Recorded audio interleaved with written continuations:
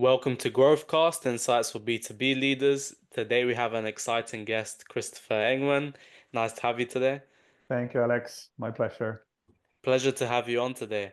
Of course, this podcast is about business growth, so super excited to be speaking with you around that. But for our audience's sake, what's the background around yourself? Do you mind doing a brief intro? Sure. I've been an entrepreneur since I was 10 years old.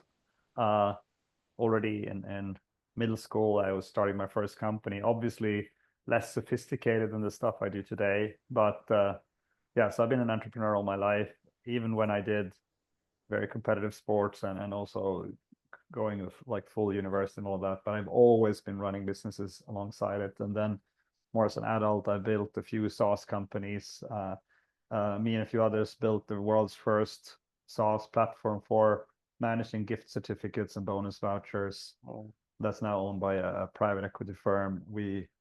I've also been part of building the world's first SaaS platform for taxi bookings and coordination of taxis, kind of the equivalent of Uber and those, but for the regular taxi companies, which is at least in the Nordics, the clear market leader, also mhm. owned by a private equity firm nowadays. And I also created the world's first platform for account-based marketing that we later sold to Dun& and Bradstreet.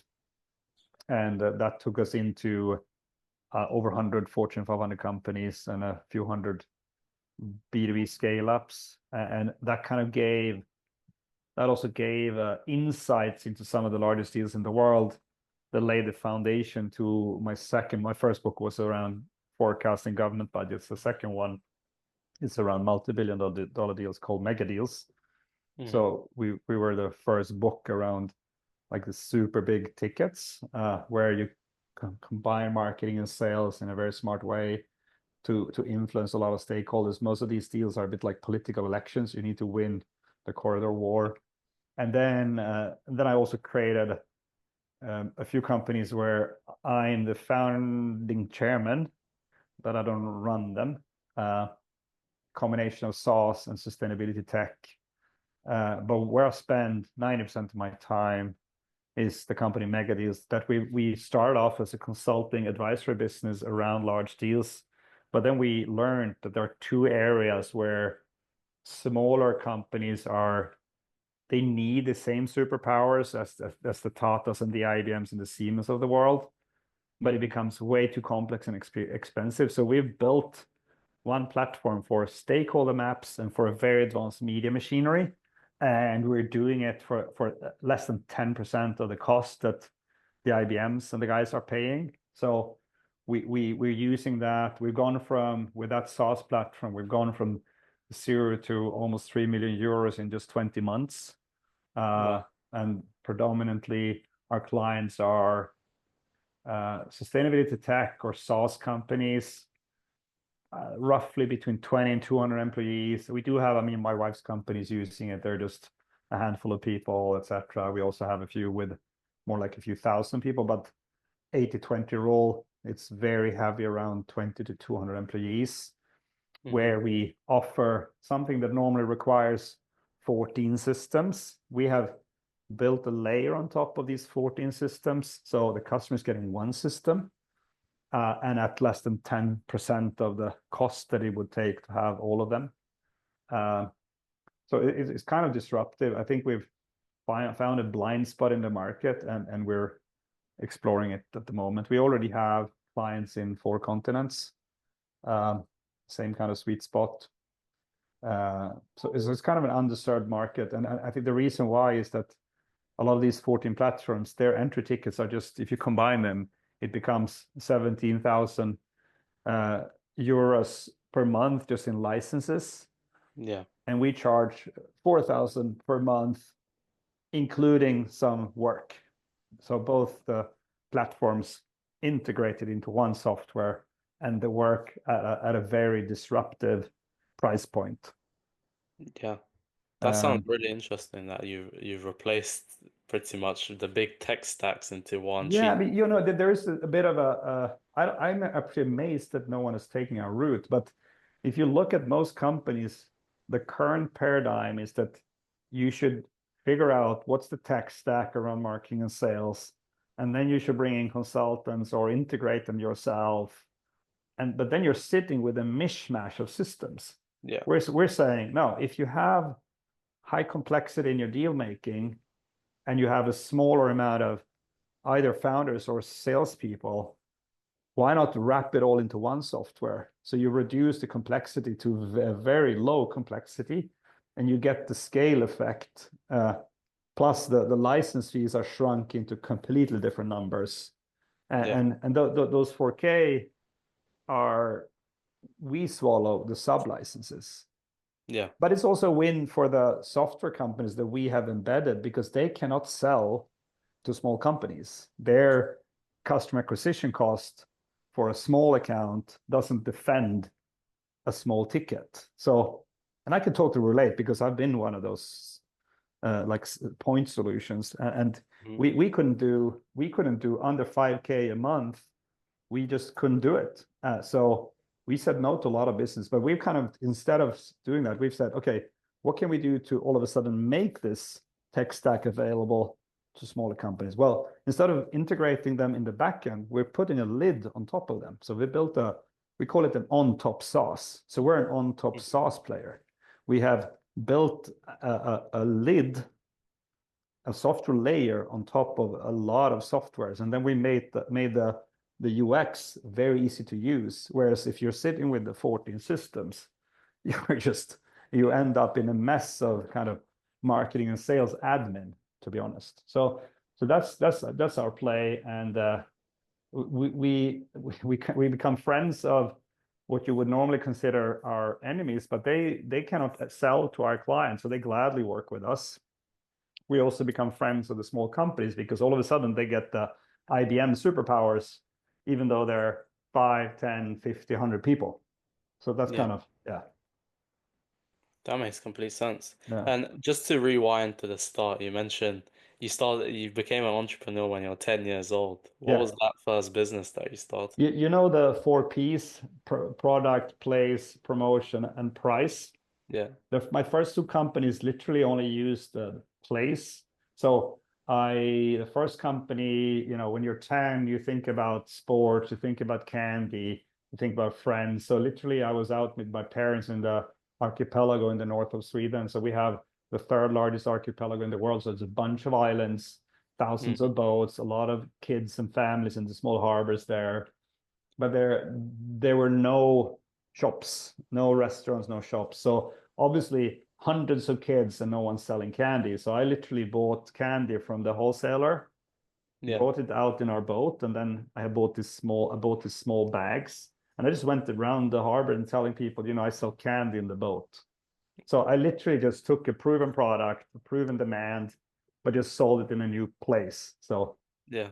they're one of the four P's. And the second one was fairly similar. So me and a friend of mine, we sold football and hockey equipment to local teams around my city.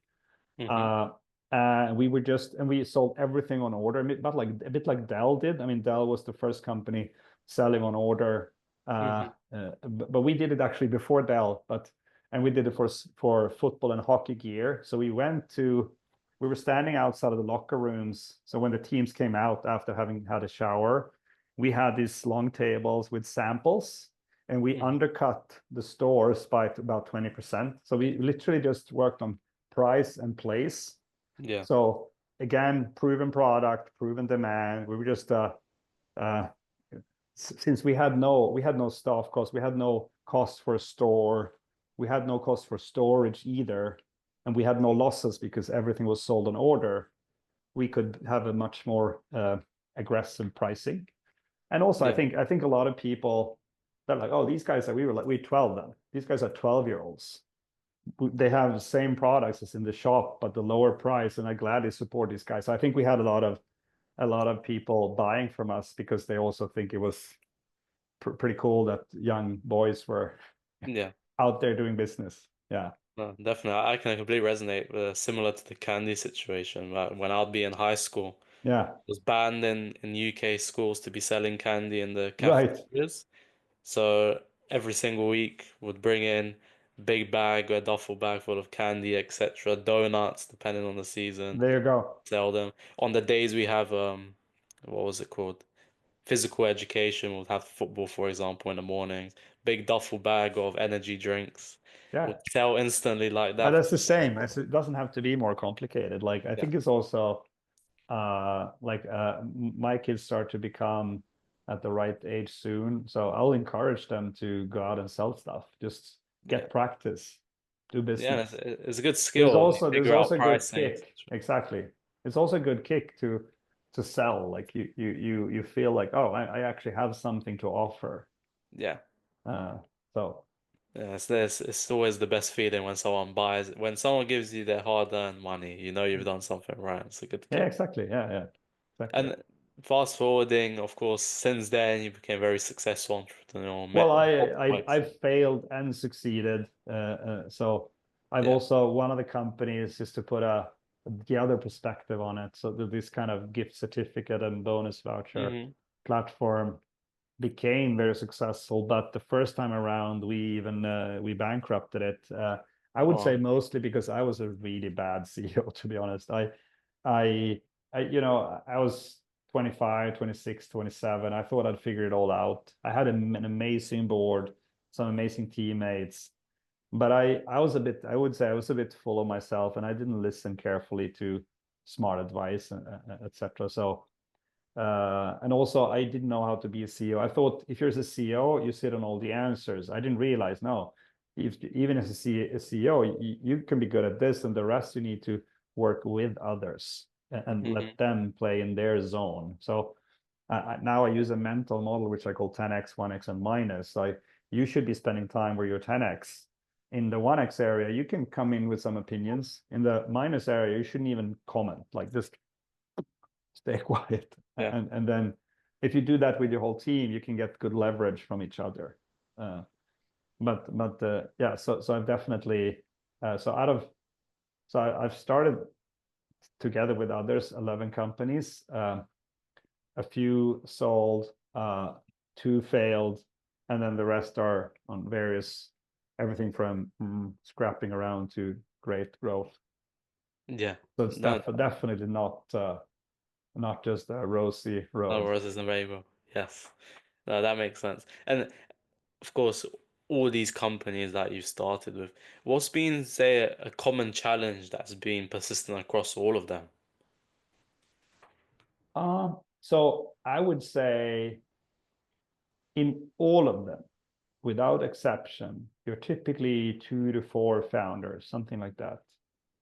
In all of them, there is at least one that either wants to leave or that the group wants to leave. Yes. Uh, Always. Even you go in with the best intentions, you've synced the values, the mission, the vision, and the kind of contributions. Uh, so there is statistically, at least in my case, is at least one of them that either falls off the cliff, wants to jump off the cliff, or gets pushed off the cliff.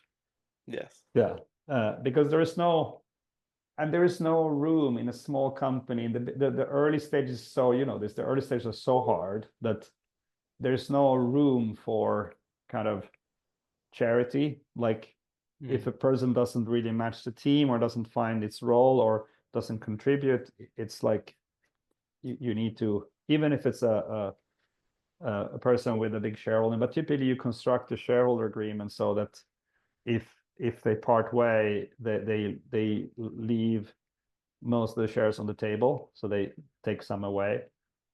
You can even construct buyback clauses that gives you the right to buy back at a discount and stuff. But in literally all cases, there's this there's a sound here. I'll turn my cable away. So there's literally always one or sometimes two people that after the first year are actually no longer there. I mean, they're not gone, but they're no Yeah, longer in the team. Yeah.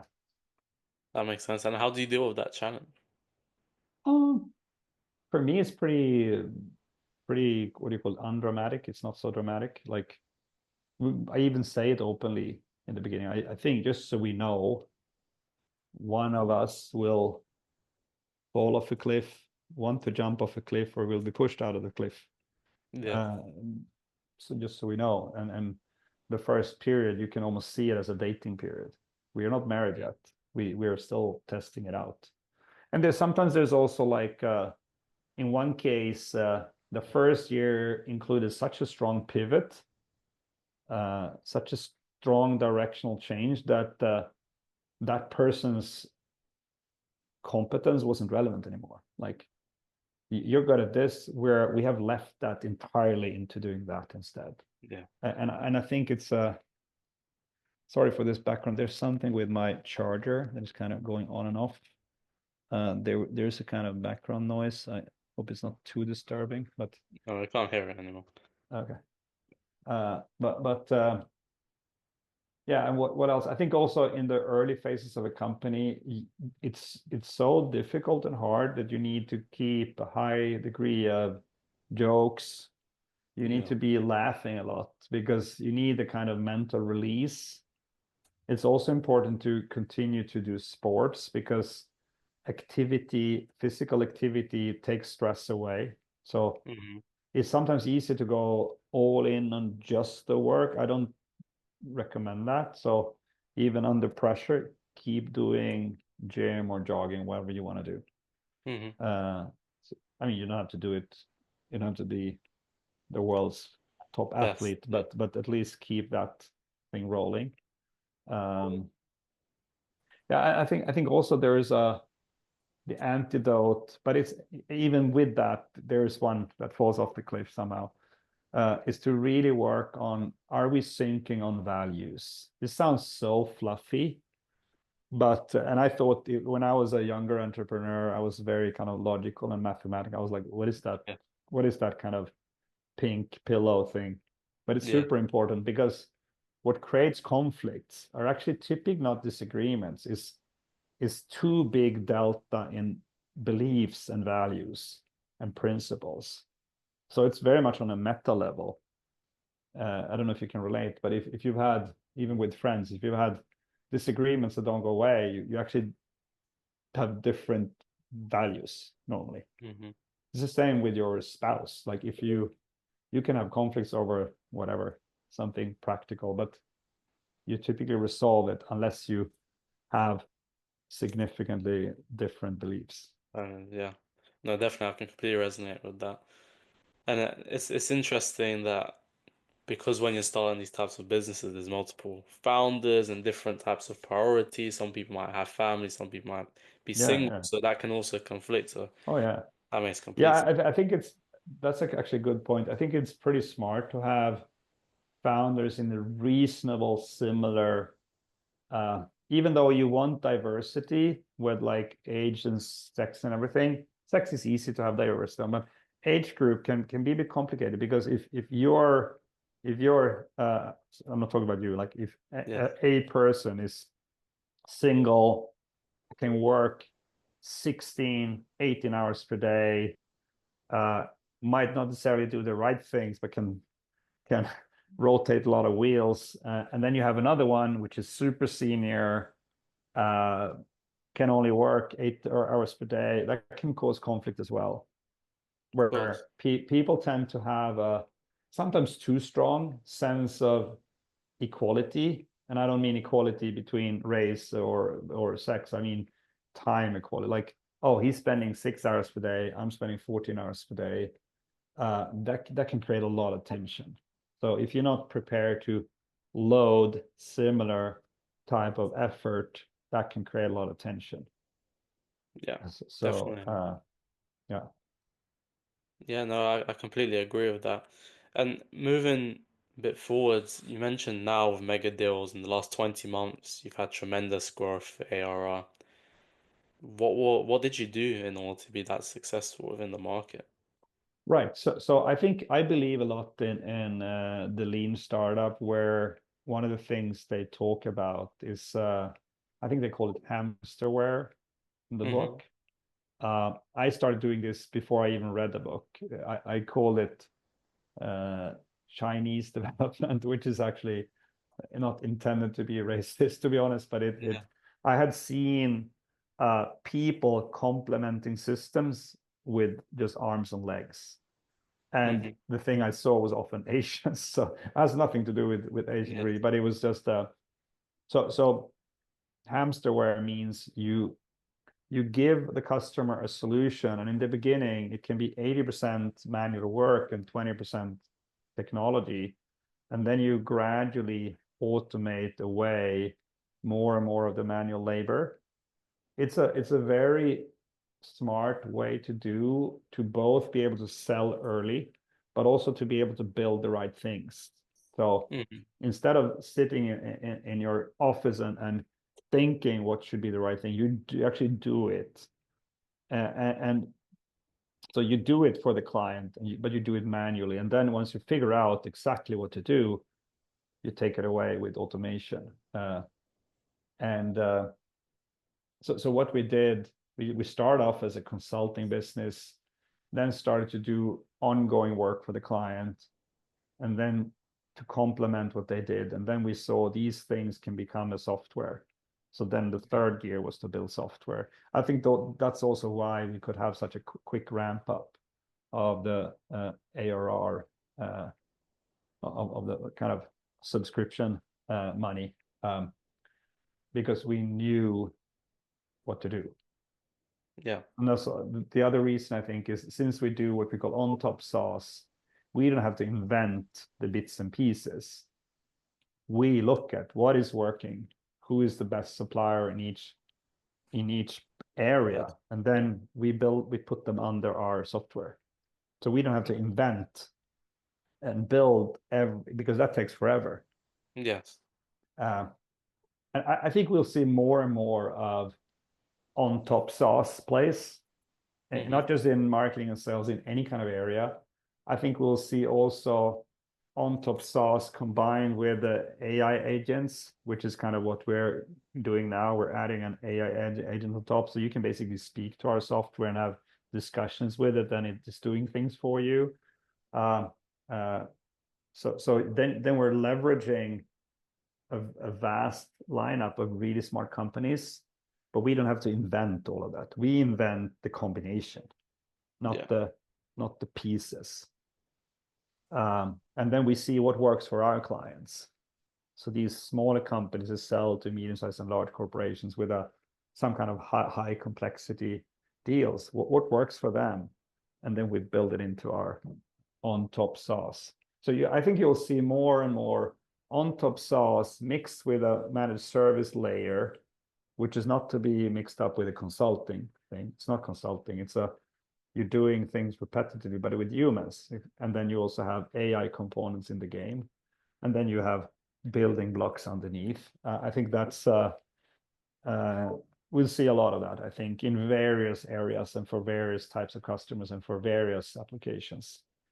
Um, Definitely. yeah, No, that I think that's a really interesting approach that you've taken, and it's clearly from observations that you took that approach of building that type of lean management, lean style yeah, of growth. yeah. And I And think I think as soon as you think about what we do, it typically makes sense. Like, yeah, that makes sense. But too many believe that you need to build everything yourself. That makes you very slow. And typically people think about integrating a lot of stuff instead of building a layer on top. And then a lot of tech entrepreneurs are very afraid of having a human component in their work with the clients. They want it to be 100% technology, but in many areas you benefit from mixing people, processes, and technology. hmm It can still be an ongoing subscription, but certain part of the work is actually human. of course, You can still have a very high gross margin. definitely. So what a lot of companies are doing, they're selling a SaaS platform. They know they have to be involved with the clients, but they hide it. So they claim to the market it is just SaaS revenues, but in reality, it's not. They have people involved helping the clients. So I think there's an overbelief in 100% self-service. And it's Yes. just for a lot of areas, it's too complicated. Yeah. No, I completely agree with that approach. Mm. course, there's must be a component of an effective business development process for you to get to these kind of results. Mm. What approach did you take around that? So we're using our own, what do you say? We eat our own dog food. So Hmm. um, and there's all, our clients often have what we call a rainmaker dependency. So there is a one or two, max three people that are really, really making a difference on the commercial side. For tech companies, very often the CEO, the CTO, and a head of sales, or some combination of them. Sometimes a recruited top person, but it's typically a small number of people. We have the same. So I do more or less all the selling, but I'm supported by our product. So I get served the stakeholder maps. I get served with a very advanced media machinery that is influencing both to get the meetings, but also to influence companies we are talking to so that people around these people I speak to know about us. So when they speak internally, it's like, yeah, mega this, mega this, mega this. The same with existing clients, how we can use media to drive the growth of the existing clients. And then internally, I also work, I have we call it a scaler. So I have a person that is preparing meetings for me, taking notes in meetings and preparing all the proposals, etc. So I typically do podcasts, I'm on stage, and I'm in meetings with clients. And on top of that, I'm involved in our product development, not as a coder, but I influence what we build. Um, but since it's so effective, it's easier to scale people that already perform rather than copy people that perform. Yes. So what you find is that in most scale ups, they recruit too big sales force too early. And then they have to fire most of them because they're like, Alex, Alex, Alex, what should I say in this meeting? Oh, Alex, I got this email from the client. How should I respond? Alex, can you come with me to this meeting? Alex, they turned us down. I don't know why. They're like, so they tend to burden the key people more than they produce, to be honest. So we Yeah. just said, so instead, build a support system around your top scorers and make them multiply their time with Yeah. media, stakeholder maps, but also smart content like videos, etc. Then you can really. So I think I can, with the kind of setup we have right now, I think I can push it all the way beyond 6 million euro ARR, and and and then we start to build a step by step a slightly broader sales force. Yes. No, definitely. That's a really interesting approach. And when we're looking at your clients, because I think this is the most interesting factor, you work with businesses that typically have a finite addressable market. So not Yes, like the others that can do spraying and praying emails, hope to do 10,000 and get 100 meetings and sell 10%. exactly. You So guys are actually targeting like the Airbus and Boeing example. There's only two in it that doesn't, they don't have to be, but of course, but they don't have to be that size. But typically, our clients market. are selling into one or two industries, typically one or two traditional industries, and they tend to be consolidated. So there have been a lot of acquisitions going on there. So they're like everything from 5 to 200 companies that dominate the big volumes in that industry. Hmm. And our clients are often selling some kind of industry specific play. They can sometimes be horizontal where they can basically sell to anyone. But if you look at it cynically, they still have a market concentration. So even, I mean, we even have some IT consultants as clients. They also have an ICP. Yes. They also have, they can typically grow really well on existing clients, but they also have an ICP of these are the perfect new clients. And then we engage around those. But if you take like if Dropbox would reach out to us and say we want to work with you guys, we would turn it down. We would say it's not for us because they can do the numbers game. So typically our clients need to have a pretty steep funnel. It cannot be too V-shaped. It needs to be like for them to go from where they are to potentially become a unicorn, they need to actually have a very high concentration of success in a typically under a few hundred target accounts, quite often even smaller than that. That's where we come in. That's where we can help them.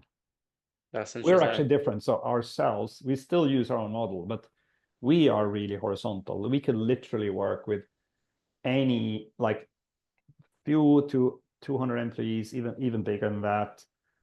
Companies with high complexity, there's a lot of those with a finite market and with a high concentration of commercial people doing the successes.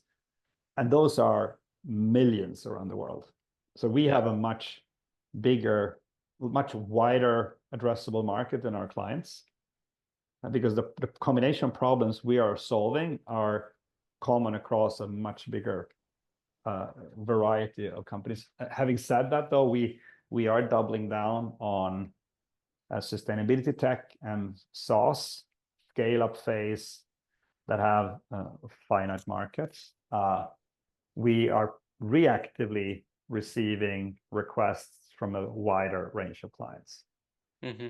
that I mean, if they fit our profile, we definitely work with them, but we are proactively going uh, for a much more concrete set of accounts that we intentionally want to work with in this phase to kind of prepare for the next phase.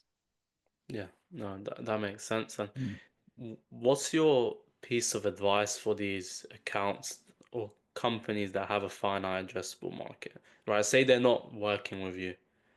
What Right. can they be doing to actually be successful and win this kind of business? So if they're not working with us, Yes. right.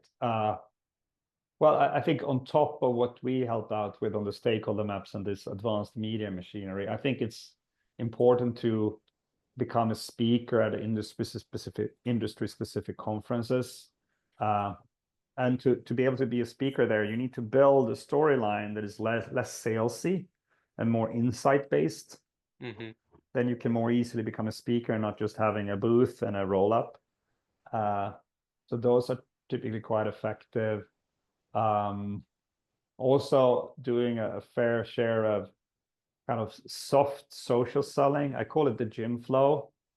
Imagine I know you, you don't know me, and you represent the company I want to sell to. I see you in the gym. Yeah. So alternative A is I immediately approach and I'm like, hi, Alex, blah, blah, blah, and Christopher, we should have a customer, look at a sales meeting. Probably you're professionally polite with me, but in your head, you're like, whoa, who is this guy? Because I'm too Yes. aggressive. That's the equivalent of a cold call. Now, the alternative to that is that obviously, ideally with the media visibility we create, but let's say you don't have that, at least what you can do, so the equivalent of what we recommend, we say, okay, go past Alex and kind of nod at him like this, kind of more like a soft hi. Second time you see him, nod again. Third time, say hi. Fourth time, say hi. Fifth time, make sure you come to a machine next to him in the gym, and then you say, "Yeah, hi, I see you here a lot, but still take a few steps back and kind of not attack them." And then maybe the seventh, eighth time, you start a conversation. You say, "Hi, I'm Alex, by the way," you know, or "Hi, I'm Christopher, by the way." You're like, "Hi, I'm Alex." Yeah, I mean, yeah, you seem to be going here a lot, and then we strike a conversation, and then maybe the time after that I move into asking, what's your work? Even though I know, I'm like, what do you work with? Yeah. And you're like, yeah, I'm doing this, and that. And like, oh, interesting. We actually have clients like you. Surprise, you know. So I call Yeah. that the gym flow.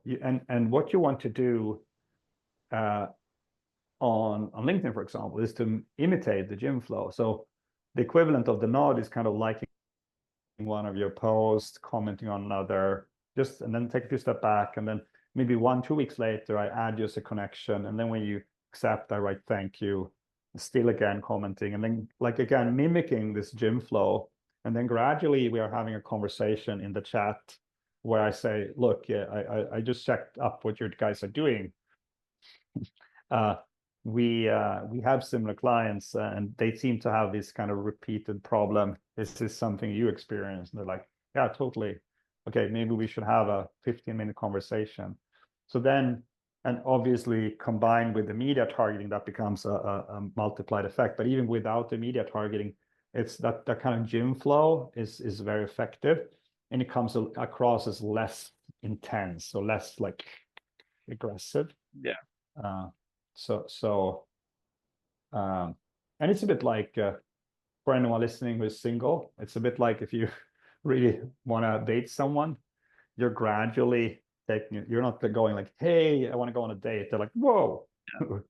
You're gradually building the relationship. Yeah, of course. So it's those soft touches to Yeah, then yeah. It's eventually just get the the meeting. step by step moving ahead, but in a pace that is not creepy, right? Yeah. Yeah. And in a virtual world today, many people prefer Zoom meetings, etc. You Mm. mentioned the LinkedIn approach of liking their posts, but we know not every buyer is active on LinkedIn. Maybe they post No. once or twice a year. Yeah. What's some additional approaches that you think could be valuable? Well, I think you benefit from posting insights relatively frequently. It's also going back to your question, even if they don't work with us. So the gym flow definitely, but also actually being pretty good at launching short videos. Again, very insightful content, but where your offering is product plays a bit like the Omega watch in the Bond movie. It's Yes. not in your face, but you see it. You see the Aston Martin car, but it's not too you know Yeah, that product placement. it's a product placement into your storytelling. So sharing insights in short videos, and you know today the best phones have really good camera, and if you just buy some simple lights and some simple like editing software where you can put in an intro and outro. I mean, obviously, if you use a videographer, it becomes higher quality, but But even really small companies can produce decent videos. Um, so, yeah, no, definitely, I and completely agree. sometimes like this recording, this is not a flashy studio, nor is yours, but I think people that hopefully appreciate this conversation, they like the content more than the style. Yeah, Like, or like the style is very authentic. It's not so edited. It's not so like fixed, right? yeah, yeah, it's just value. Mm. Definitely. Mm. No, I completely agree. And then to wrap everything up, what are some of your final thoughts or pieces of advice for other founders looking to be growing their business and be successful? Uh, Dare to double down on one ICP early and really go deep with them, like really go intimate with them to figure out the granularity in their needs and solve it. Number one. Number two, don't be afraid of mixing technology and people. Uh, and number three would be as a leader, do the 10x, 1x minus model on yourself and your team. So you know, and also validate each other. I mean, someone would say, I'm 10x is this, and everyone's like, no, no, no, you're not. You're 10x at that. Like, so Yeah, sometimes there's that kind of pressure test internally. Was that four or three? that was three.